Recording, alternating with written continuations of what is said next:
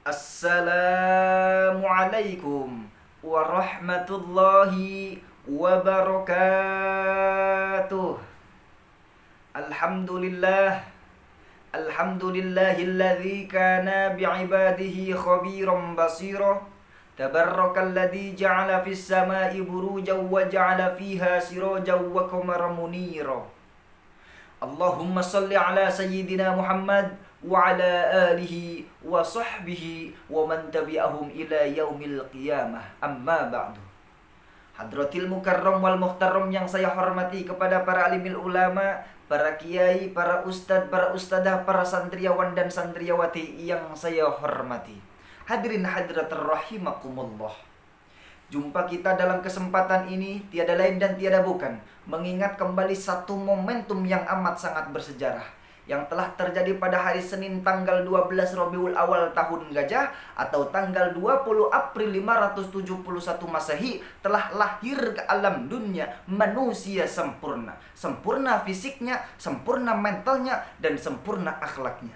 Beliau Nabi kita, beliau Rasul kita, yaitu Habibina wa Syafi'ina wa Sayyidina wa Maulana Muhammad sallallahu alaihi wasallam. Sebagaimana yang kita ketahui bersama, Pak, bahwa Rasulullah sallallahu alaihi wasallam adalah manusia sempurna. Tidak ada kekurangan pada diri Rasulullah sallallahu alaihi wasallam. So kita lihat sifatnya, kemampuannya yang luar biasa, mampu bergaul dengan supel, lembut bicaranya, santun tutur katanya, akhlakul karimah menghiasi dirinya, tawaduk sebagai senjatanya, dan dakwah sebagai medianya. Sedikit pun tidak ada kekurangan pada diri Rasulullah sallallahu alaihi wasallam.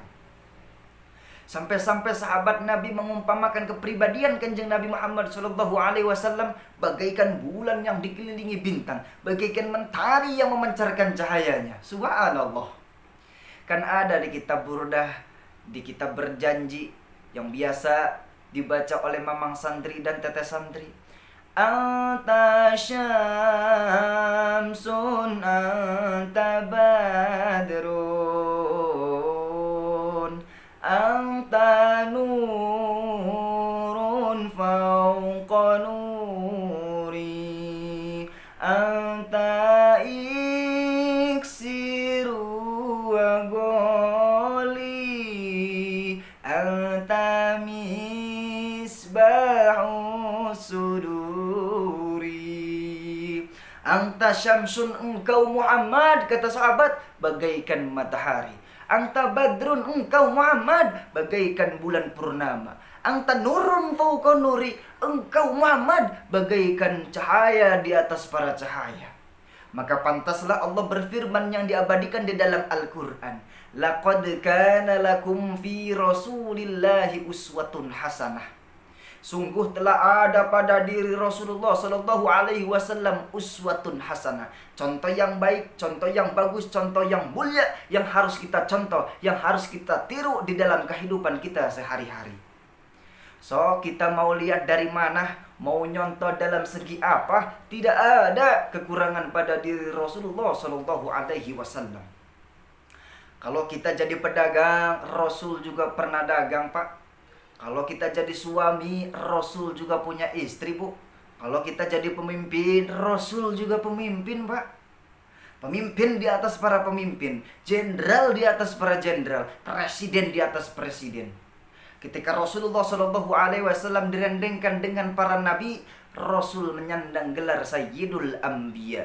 Ketika Rasulullah sallallahu alaihi wasallam direndengkan dengan seluruh makhluk, Rasul menyandang gelar Sayyidul Makhluqat. Itulah Rasulullah sallallahu alaihi wasallam. Hadirin hadirat rahimakumullah. Peringatan Maulid Nabi Muhammad sallallahu alaihi wasallam ini digagaskan oleh seorang pejuang Islam yang bernama Salahuddin Al-Ayyubi.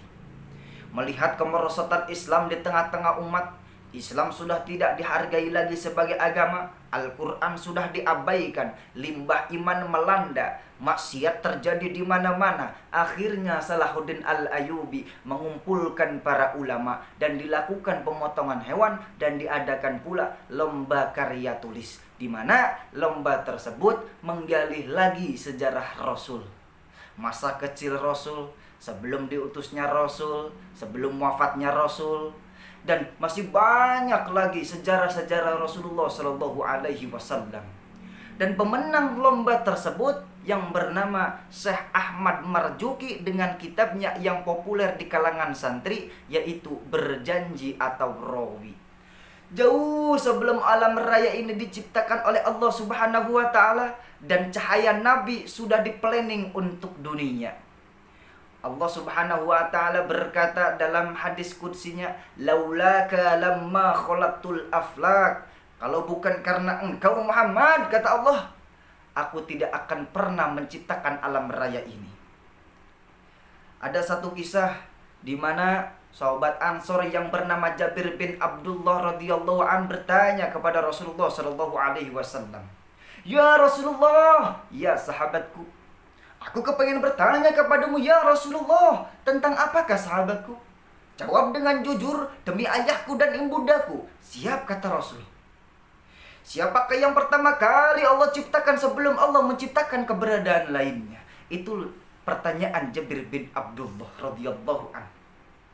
Kemudian Rasulullah Shallallahu Alaihi Wasallam menjawab, "Nur nabika ya Jabir." Cahaya nabimu ya Jabir. Berarti yang pertama kali Allah ciptakan adalah cahaya Nabi. Nabi engkau maksudmu? Ya sahabatku. Terus bagaimana? Faja'ala dalikan nur yaduru biqadrati haythu sya'a Allah. Kemudian cahaya Nabi berada di genggaman kekuasaan Allah. Walam yakun fitalikal waqtillah. Sebelum Allah menciptakan yang namanya Lauhil Mahfud, wala kolam, sebelum Allah menciptakannya namanya kolam, wala jannah, sebelum Allah menciptakannya namanya surga, wala nar, sebelum Allah menciptakan yang namanya neraka. Pertanyaannya, sejak kapan cahaya Nabi diciptakan, wahai Nabiku Muhammad? Kanjeng Nabi menjawab, kuntu nuran baina yada Rabbi qabla khalqi Adam arba'ati alfasana. 400.000 tahun sebelum keberadaan Nabi Adam diciptakan, terlebih dahulu Allah menciptakan cahaya Nabi Muhammad sallallahu alaihi wasallam. Beliau luar biasa, beliau istimewa, beliau mulia, bukan hanya dimuliakan oleh umatnya, tapi Allah Subhanahu wa Ta'ala yang langsung memuliakan kanjeng Nabi Muhammad sallallahu alaihi wasallam. Innallaha wa malaikatahu yusholluna 'alan nabi. Lamnya lam lil golabah. Allah yang langsung memuliakan kanjeng Nabi Muhammad sallallahu alaihi wasallam. Hadirin hadirat rahimakumullah. Mungkin itu saja yang bisa dapat saya sampaikan. Kurang lebihnya mohon maaf seluas-luasnya.